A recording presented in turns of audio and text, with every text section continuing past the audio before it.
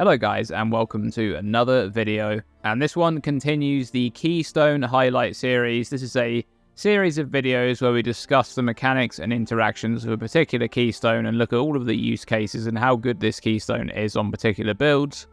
And in this video we're going to be talking about Imbalanced Guard, one of the least popular keystones in the game.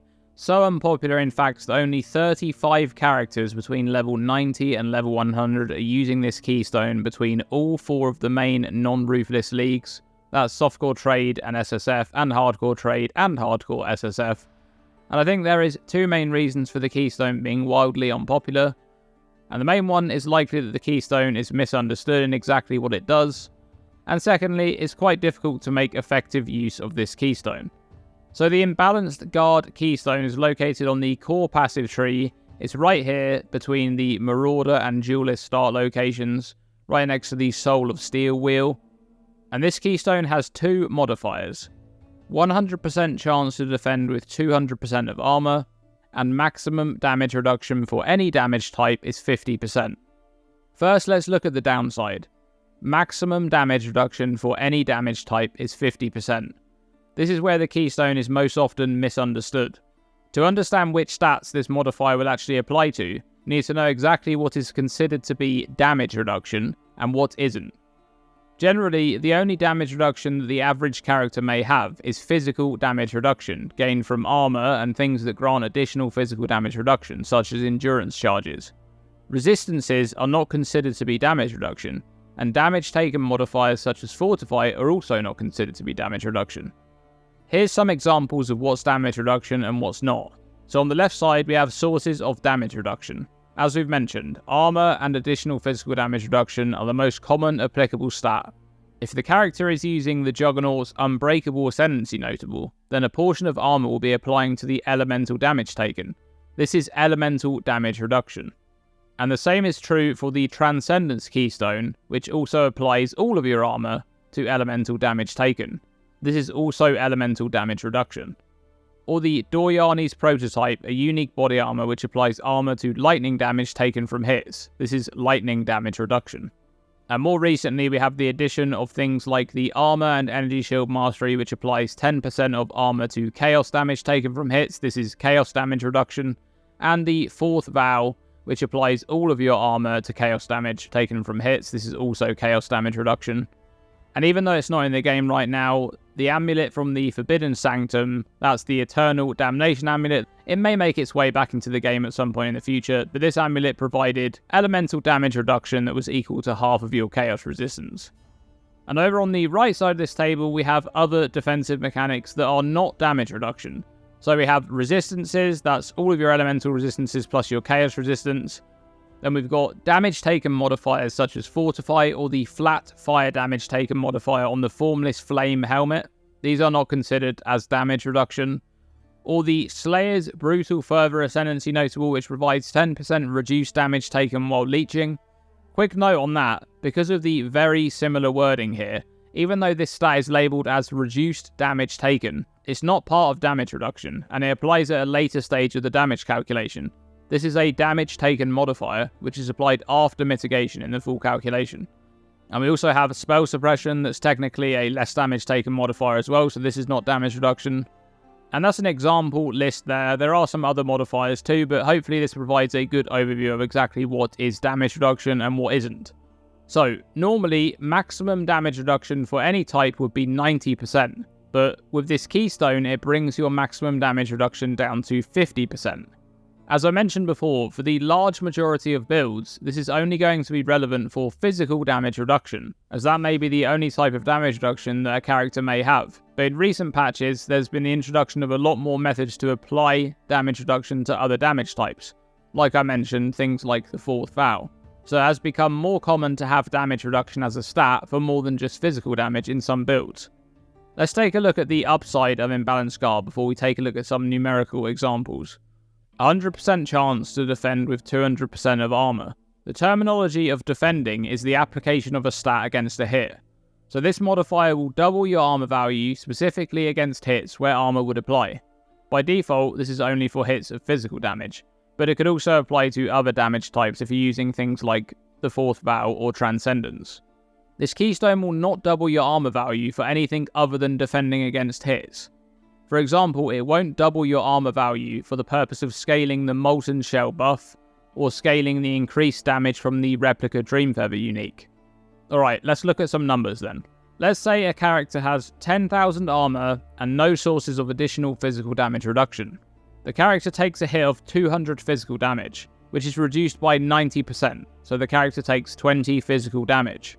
If the character had Imbalanced Guard, the character's armor would be treated as doubled for defending against the hit, so 20,000 armor. But since the keystone caps damage reduction at 50%, the hit would only be reduced by 50%, so 100 physical damage would be taken. Notice that in this example, the allocation of Imbalanced Guard has largely reduced the effectiveness of the armor application against a very small hit. But what about a much larger hit? Let's say the character takes a hit of 2,000 physical damage. Without Imbalanced Guard, armor would prevent 50% of the damage, so the character would take 1,000 physical damage from the hit. With Imbalanced Guard, even though the doubled armor value would normally prevent more damage, since damage reduction is capped at 50%, it would prevent the same amount of damage and the character would also take 1,000 damage. Okay, what about a larger hit still? Let's say the character takes a hit of 5,000 physical damage. Without Imbalanced Guard, the 10,000 armor would mitigate about 28.5% of the damage, so the character would take about 3,575 physical damage from the hit. With Imbalanced Guard, the armor would be doubled to 20,000 and it would mitigate about 44.5% of the damage, so the character would take about 2,775 physical damage from the hit. Notice that in this example, the allocation of Imbalanced Guard has largely improved the amount of damage being mitigated, and because the percentage of mitigation does not exceed 50%, the keystone is only providing upside without any downside for this particular example. And what about if the character also has some additional physical damage reduction? Let's say the character has 3 endurance charges with the same 10,000 armor, so the character now has 12% additional physical damage reduction from the endurance charges. Without Imbalanced Guard, the same hit of 5,000 physical damage would be mitigated by 40.5%, so the character would take about 2,975 physical damage from the hit. With Imbalanced Guard, the damage reduction from armor and additional physical damage reduction combined would hit the keystone's cap of 50%, so the character would take 2,500 physical damage from the hit. What about a much larger hit? Let's say the same character with 10,000 armor and 12% additional physical damage reduction from 3 endurance charges takes a hit of 13,700 physical damage, which is about the amount of damage that the normal Shaper Slam deals. Without Imbalanced Guard, the armor and additional physical damage reduction combined would mitigate about 24.5% of the damage, so the character would take about 10,344 physical damage from the hit. With Imbalanced Guard, the doubled armor and additional physical damage reduction combined would mitigate about 34.5% of the damage, so the character would take about 8,974 physical damage from the hit. If the character had any other modifiers to damage taken, such as Fortify, it would be applied after the mitigation in a separate part of the damage received calculation, and it's not subject to the Imbalanced Guard 50% cap on damage reduction. If you'd like to calculate the damage reduction from armor for your character, you can use this formula, where A is the armor value and D raw is the total physical damage from the hit. Any additional physical damage reduction that you have, like from endurance charges, is added to the percentage of physical damage reduction after the armor calculation takes place. So the question that a lot of people are going to be asking is, should I use Imbalanced Guard on my character? And unfortunately, there's almost never a definitive yes or no answer to this question. On the average character that has a moderate amount of armor, the generalized use of this keystone will make you take more damage from smaller hits if your physical damage reduction would usually mitigate more than 50% of the hit, and less damage against larger hits if your physical damage reduction would usually mitigate less than 50% of the hit. And what about when you're applying armor to another damage type? Let's say a character that's using the 4th vow with Divine Flesh.